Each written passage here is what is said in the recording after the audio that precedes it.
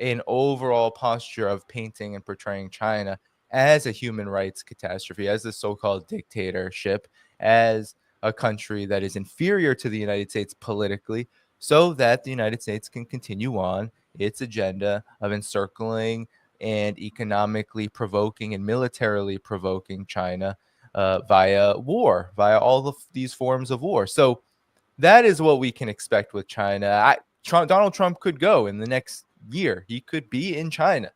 But that won't change the fact that for the next 3, and as he builds up toward these diplomatic gestures, so-called, the policies are not going to necessarily change.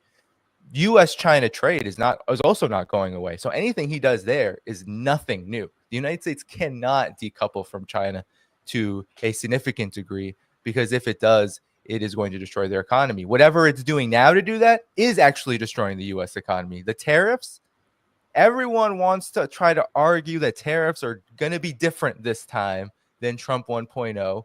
A lot of people aren't even mentioning Trump 1.0 or Biden, but they think, oh, well, tariffs in the 1860s and 1850s and 40s, and, it was such a boon. Yeah, you know what else existed in the 1840s, 50s, 60s? Slavery, free labor. There was different conditions back then that allowed the U.S. to maximize its industrial capacity. None of that exists today. Actually, we know what tariffs did. China says it all the time. Hey, you want a 10, 25, 50% tariffs on us? Okay. Remember what happened in the first administration, Donald Trump? 90% of the costs of the tariffs were laid upon ordinary people, were laid upon the farmers and consumers and the workers. That is who is going to suffer from the tariffs more dramatically than anything that's going to happen to China. So we are seeing the path being built toward a continuation of the same policy towards China, which is aggression, which is encirclement and containment. And I want to see, I'm actually itching to see the Trump administration's national security strategy. Every president has to release one. We don't know when it's going to come out. I know for a fact it's going to be peace through strength, and the United States is the focus. Let's see how many times China is mentioned in that. Let's see who the focal point is in that. Is it going to be, well, we're just going to be peacemakers and we're moving away from any kind of foreign policy strategy of containment or aggression? No, China is going to be in there, and it's going to be just a reworded doctrine that we've seen from prior administrations, including Trump himself. Yes, because I read those every time they come out, and they're virtually identical. There is no difference. They try to word it a little bit different, but they are identical in terms of the need to expand military industrial production and contain China, but also Russia. I bet I wouldn't be surprised if Russia is mentioned in there. I put up on the screen, tariffs will decimate the middle and working class, because tariffs are not about making America great again. Again, it is about decoupling from China ahead of the confrontation they will have with China. They rather decouple on their own terms incrementally than all at once in the middle of the war they are planning and preparing for right now. One thing I want to say before we go to Rasheed and then Angelo is people who are honestly still invested in believing President Trump is changing everything. The very fact that he is openly talking about pivoting to China, using all the same tricks, all the same coercion, literal terrorists, the fact that he is pursuing the exact same type of conflict with China that he's pretending he wants to resolve with Russia tells you everything you need to know. He is just buying time because he lost that conflict with Russia, and he's pivoting to China out of necessity. They have no time. They either try now or they will never get a chance to do it. So that is what is actually going on. People are just hearing and seeing what they want. I heard everybody laughing about President Trump mocking Prime Minister Keir Starmer at the White House about, can you take the Russians on by yourself? It was funny, and you could laugh at it. But at the same time, people selectively forget that Trump also said if the British are in Ukraine and Russia attacks them, he didn't say it directly, but in a roundabout, mealy-mouthed way for a guy who's leading a revolution, he basically said he would stand there with the British. I heard that. I heard both. I wish people would hear both and consider both. Rasheed? Yeah, I want to go back to the China thing, because a lot of people think that Trump will start shooting his shots at China. With the tariffs on Mexico and Canada, I haven't heard anybody talk about this part of it, that was a roundabout way to attack China. Not only did he say that they were going to impose 10% tariffs on China, but everybody forgot that China is the largest supplier of steel to Canada, and Canada supplies the steel to the United States.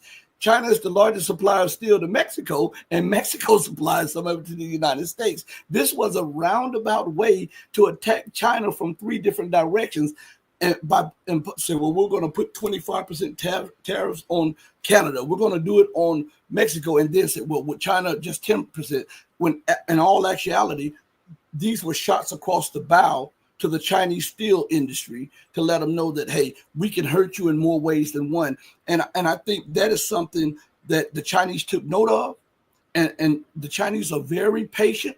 They're very intelligent, and you don't have to hit them twice for them to understand that a punch hurts. They'll make moves to protect themselves in other ways. And I believe that if you look at the administration, the defense secretary, anti-China, the undersecretary, anti-China, Rubio has been anti-China for as long as you can remember, and Trump himself.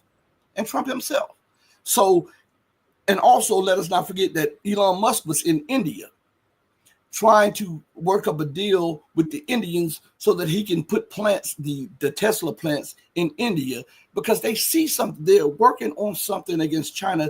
China is the most pressing threat to the United States because not only does it have the military power to rebuff any aggression, but it has the economic and the political clout to expose the American empire for what it is. And it is parasitic and hegemonic. And this is why Trump is, I think, is trying to bring in a gentler way of empire that when people look at it, it's not like Biden in your face. We're going to take on Russia. We're going to take on China. We're going to take on Iran all at the same time.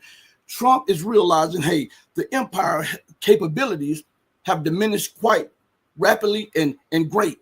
And so what he's doing, he's prioritizing imperial goals. That's what it is.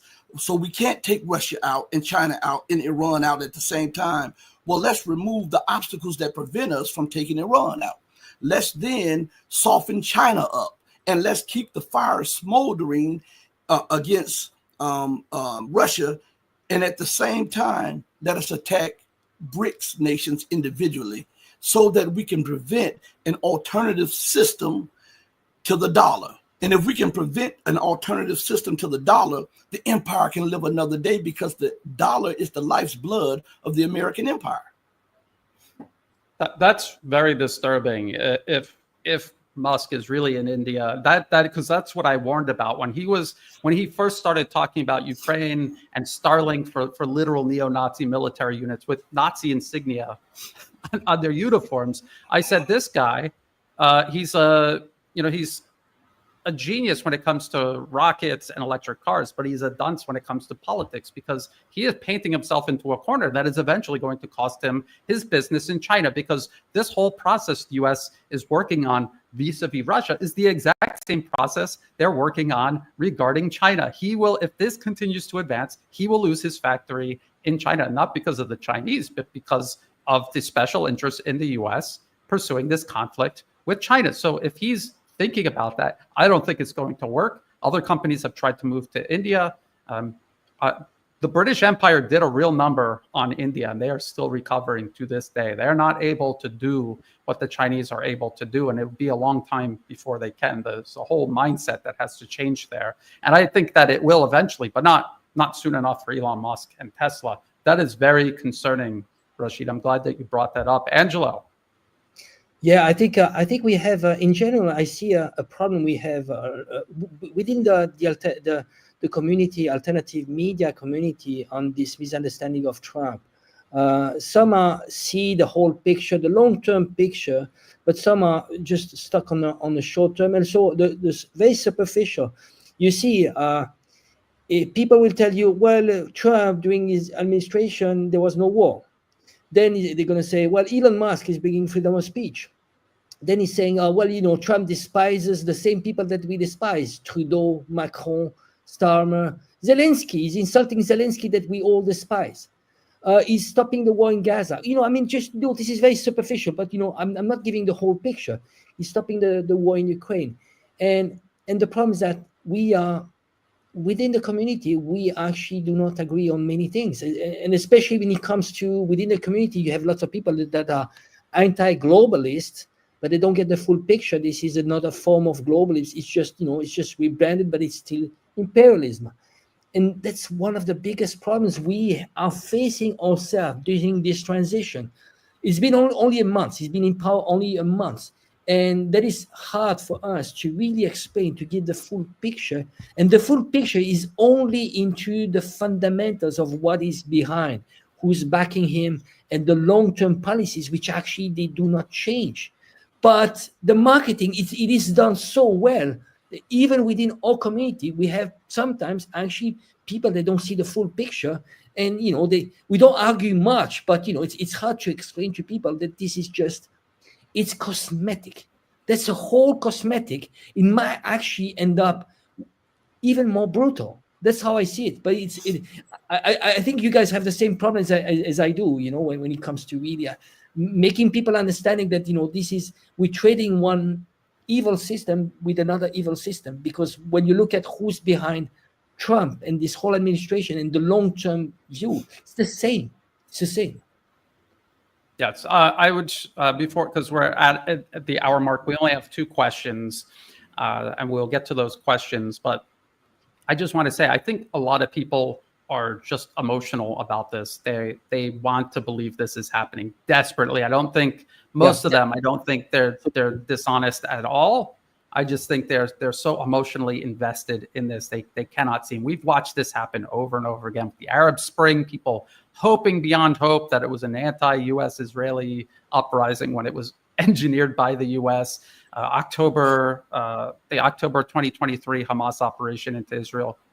We were warning people this is going to flatten Gaza and compromise stability across the entire region. That is exactly what happened, while other people were hoping beyond hope that this was the end of Israel.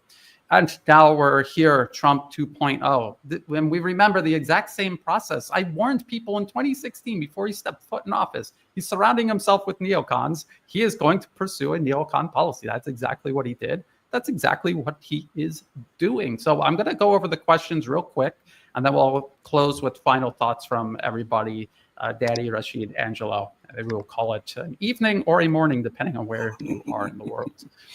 So this first question: if Trump wanted to end the war, why did he not just expose Ukraine's deep involvement and collusion in Russiagate? I think there's probably 1,000,001 things President Trump could do if he actually wanted to end the war, and he isn't. I think Russiagate is very difficult to use as leverage in terms of public perception, because people are emotionally invested either for or against this whole charade. And it was theater. And I don't think anyone, well, there probably were people who really thought Trump was a Russian agent, but most of it was just about getting at least half of the American population to hate Russia ahead of a war they knew was coming. Anyone have anything else they want to add to that? Yeah, well, I'll just say this. Trump portrays himself as all-powerful, big man on campus, the kingmaker. But the truth is that U.S. presidents are actually pawns. They are the most, if you look at it from the perspective of having the capacity, for example, as Obama did, Trump continued with, right, the kill list, the drones, right, being able to direct things very much militarily, almost with just a snap of the finger. Although people say, oh, well, what about the War Powers Act? What about this? U.S. presidents at this point have the ability to just say if they want a war, they'll get it. But they're not speaking simply from the whims and aims of their minds. And I think this is what confuses people so much, is that they believe that an individual, Trump, Biden, Obama, that they somehow are operating independently. Actually, they're not. Even if there is an independent bone in their body, in the final analysis, they will align with what the corporate interests, the militarists, the special interests, as you say, Brian, like however we frame it, those are the forces that are actually in control. They are directing what U.S. presidents do. I don't think we need to go over the litany of history that demonstrates this, because if you just look at the policies and what's been going on in the United States and the United States' foreign policy abroad, the proof is there. So when it comes to Russiagate, what would happen if Donald Trump were to really seriously and truthfully take on Russiagate? Some people say, well, he went after USAID, he went after NED, he went after these things. Okay, but the architecture of what brought Russiagate into being is still very much in place. If he were to actually pursue the things that we have said are so easy for him, right? End Ukraine aid, go after Russiagate. Hell, the FBI was wiretapping. Oh, he's got Kash Patel in there. Do we really think that the FBI has changed its stripes just because it has a new person as the leader? Like, this is ridiculous. Look at what happened to John F. Kennedy when he said he wanted to, what did he say? He wanted to, turn the CIA into a bunch of pieces, floating in there. He wanted to rip it up and essentially allow the wind to take it. He was killed. So the interests that actually determine how U.S. political leaders operate are still very much intact. And if Donald Trump, if he wanted to, even if he wanted to, it would be essentially a death trap for him. And the fact is that's not even an excuse, because he's not showing that he actually really wants to. The cosmetics we will see crumble away, because as you all said, it's 1 month in. There's a long way to go. And already we are seeing the economic and the foreign policy consequences to the early moves that he's made. And it's not all good. Actually, for me, I'm not crying for USAID. I'm not crying about talks with Russia. Whatever positives have come out of this moment, there's still a lot of fallout that is not changing the circumstances for the better for people in the United States or abroad. And that's just the truth. I just want to point out, USA continues to operate. Every time it's brought up during these hours-long hearings, they admit that it's still operating. They just cut out all the DEI stuff. I just showed you the BBC article talking about Secretary Rubio butting in on Thai-Chinese relations. And they were citing Human Rights Watch, Amnesty International, and all these fake NGOs still operating, funded by the US government, working in tandem with Donald Trump's Secretary of State Marco Rubio, parroting all of his narrative. So he made you think he dismantled it. But as I've begged people to please do, go look around the world where the U.S. is meddling and show me where they have actually stopped meddling. I don't see it. Here is the final question. Do you think they'll go after Iran first, then later provoke a war against China? That seems to be the way it will work. There's no definitely set plan. Circumstances determine everything. Everyone on all sides do if it makes sense to hit Iran now. I think they will, because they feel Iran is particularly vulnerable now, again, because of the whole October 2023 operation and all of the events that transpired afterwards has put Iran in probably one of the most vulnerable positions it's been in for a very long time. So that looks very likely. They cleared out Syria's air defense systems for a reason, because they plan on flying over Syria to strike at Iran. As we're talking about think tank papers all the time, as per the Brookings Institution's 2009, which passed the Persia paper. Read it. It's in there. It's all in there. Okay, so that's all the questions. Final thoughts. Danny, was that your final thought, or do you have an additional final thought? And then we'll go to Rasheed, and we'll conclude with Angelo. Oh, well, I mean, with regard to Iran, there's the Israel factor, and it's quite clear that every presidential administration from here on out, Israel can't get out of its own way. It needs to continue this Greater Israel project if it's going to, pursue its overall agenda itself. So it will want the Trump administration, and it's doing everything it can to be a terrible yet willing actor on the so-called ceasefire plane in order to pave the way for what it has explicitly said it wants to do, which is to conduct a military operation against Iran. So the Trump administration will have to reckon with West Asia, with the Middle East again, and I believe it'll probably start with these so-called, because this is the first 100 days madness. There's no appetite for an immediate escalation. So perhaps there will be kind of like these talks, nuclear talks, that will end in how they've always ended, which is either a bad deal or no deal, and then blaming Iran for the bad deal and the no deal, violating the deal. And then you have the build up to war and whatever aggressive actions can be taken. The problem with taking aggressive actions on Iran, though, is that there are economic and military consequences. This is the state of the U.S. empire.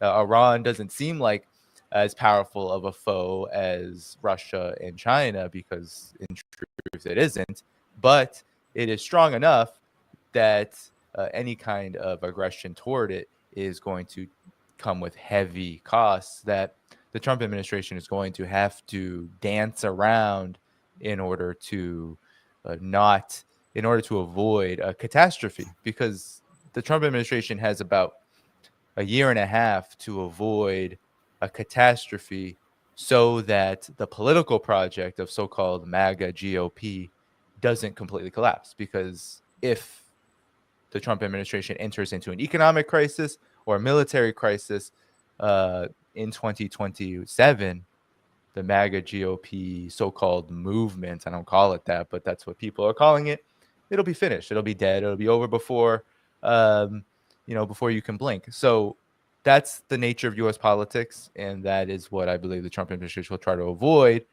So whatever warfare, it'll maybe be non-conventional, unconventional, maybe it'll be a kind of gradual buildup, but it'll be aggression. And Iran definitely, I think Iran definitely first, because China, you saw it in the fact sheet. We've talked about it here today. There's a litany of moves that the Trump administration can make to build up to this without having to go for the jugular. But all of it is pointing in the same direction. We have to, we can't all be about the boom, boom, bam, bam, the guns ablaze. War is far more sophisticated than that. Always has been and always will be. And I forgot to mention the Trump administration's relationship with Israel, such an obvious indicator of continuity of agenda. Israel is just one of several proxies around the world the U.S. is using to shape entire regions. The fact that if he was really make America great again, and he's all about cutting Europe loose, there's such dead weight. Why aren't you cutting Israel loose? And I know people are going to say Israel is running the United States, but again, we just got done talking about special interests. Follow the money, add up the columns. It doesn't add up. Israel is one of the most long-standing proxies the U.S. has, one of the most successful proxies they have. The special interests that are pursuing these wars all around the world will never give it up. They could eventually one day use it as a disposable battering ram, but as long as it's in the condition that it is in now, they will continue using it. And so this is why nothing has changed, because there is no intention to change. Rasheed and then Angelo. I think it will happen sooner rather than later. America does not have the luxury, the financial or the political luxury to wait. They've already passed the time frame when they were able. The Defense Department said that they must confront China in 12 to 18 months to prevent China from outstripping the United States. We've passed that 18 months, and also I'm of the same thought with Danny when he says that Iran is definitely first, because they feel that if they can take out the weakest of the three first, they can buy a little more time for the empire. And that is why you see Trump cleaning out different offices, different branches, areas of government, to make it more palatable to his liking, and more so like a dictatorship, not completely, but something like a dictatorship, so that when these wars take place, he will have his people in position so that they can stymie the uprisings and the protests and all of that, and they can also shut down any dissent within government. I believe that is the main part. And if you look at this, they can no longer kick this $37 trillion can down the road again. not only is America, her acknowledged debt is 37 trillion, but I remember one professor in 2015, professor of economics, he said that the United States had $222 trillion in debt. And then and as the years pass, each 5-year period, the barometers which he judged that from, I started watching the barometers, and they got tremendously worse. So if we double that and triple that to the day, we can say that the United States is over $666 trillion in debt, not including the derivative market.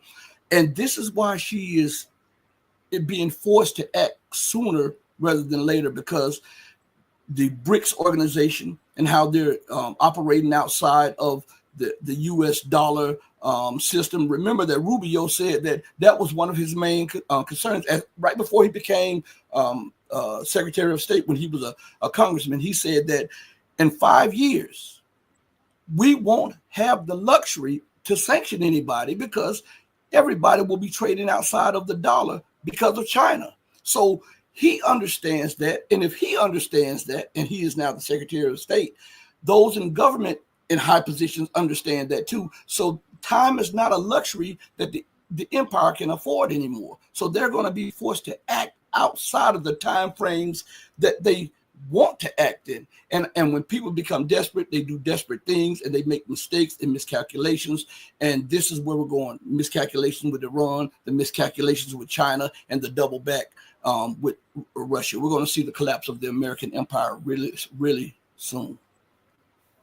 Really good point. Desperate times calls for that. Of all the desperate measures the U.S. is ready to take, just having a rational foreign policy and finding a rational role to play within the world, that is not one of the measures they're willing to take yet. But hopefully, once we get past this, it will be. Angelo. Well, I agree. I think it comes down all to money and unsustainable debt. The U.S. has been ahead so far. What De Gaulle used to say, the exorbitant privilege of having the global currency, and so by having that, you can actually print endless U.S. dollars, as long as everybody's using U.S. dollar. Once you start to have de-dollarization process in place that is starting, actually that printing is translated into inflation. So if any country like Venezuela would do the same as the U.S. is doing, you would have thousands % of inflation. It would be just a total collapse. So what you're facing here with the de-dollarization is a collapse of the U.S. economy, and the more actually they're shooting themselves in the foot, because they started the de-dollarization because of the weaponization of the U.S. dollar. And actually, they're doubling down. Now there are sanctions. The more sanctions you have, the more people are actually afraid, and they need to hedge their bets. And that's no coincidence that you have the gold. If you look at the 1 year performance of gold is 45%. Even including the U.S. is actually hedging their. They're buying gold. All the world is buying gold because there's a lot of uncertainty there, and this is a major. That's an advanced indicator for bad things to come. That's gold. Follow gold. It's not a coincidence that it's exploding. So those are my final thoughts. It's all about the money ultimately. I just want to say one last thing I can say about BRICS, because just a minute. People are saying BRICS is dead. People are saying de-dollarization is dead because Trump is now in and Trump is saying it, and tariffs or whatnot. Everyone just needs to stop it. Even if the BRICS summit is not as explosive as it's going to be in July, because what has it been, 6 to 9 months? It's not going to be an explosive summit, maybe necessarily. Mm-hmm. But BRICS is continuing on the same path. Donald Trump, there is no guarantee Donald Trump will end any sanctions anywhere. Even if he lifts some sanctions against Russia, he's already extended sanctions for a year against Russia that date back to 2014. And remember, in 2017, he increased sanctions on Russia. I don't believe that those sanctions are going to go away 100% because of the political disaster that would actually spell. And the fact that the U.S. economy at all levels not only has nothing to offer to the countries that are joining the multipolar world and BRICS. But also the U.S. economy itself has a really difficult time navigating its own contradictions. It's this big oil producer and all this. It actually needs sanctions. It needs to twist and turn. And we didn't get into Venezuela as much, but it needs to place hammers down on other oil producers in order for it to stabilize its own economy. So sanctions are not necessarily going to go away, and U.S. economic coercion is not going away. So in that sense, BRICS is certainly not going away, and the multipolar world will continue on forward regardless of whatever Donald Trump ends up doing in these U.S.-Russia talks. People need to stop it. It's not dead. It's not over. It is going to continue, and it's very early. It could actually accelerate in terms of this process because the Trump administration is so much more interested in economic forms of war than getting into a beleaguered and utterly disastrous military entanglements. That's the truth. Economic war is what's driving this. Although they're also preparing for actual war. Yeah, exactly. I think we're going to have to do a whole show about what is going on vis-a-vis China, which I think a lot of Trump supporters don't care. They see Russia, a white Christian nation. They want that war to end. They're not going to be so discriminating against the Trump administration's hypocrisy, outright lying about wanting peace when this continues advancing vis-a-vis China, which is unfortunate. And Danny, you're talking about BRICS, and President Trump coming out and saying he's going to squash BRICS because they don't nations have a right to choose what currency they trade in? Who put the U.S. in charge of the entire planet regarding reserve currency? Isn't this their decision to make? So how do people hear that and make the connection inside their brain that this is a president for peace and not just a continuation of American primacy? I just don't get it, but we will keep trying to explain it. I want to thank the three of you, Angelo, Rasheed, Danny, for joining me. These conversations help me maintain my sanity. I hope they're helping all the people who tuned in. For those who did tune in, thank you so much for joining us. Please check the video description below. After the show is over, I'm going to put Danny and Rasheed's information in there. Angelo's is in there already because he co-hosts this with me every single time. And of course, all the places you can find and follow my work is also in there. Thank you again. And until next time, bye for now.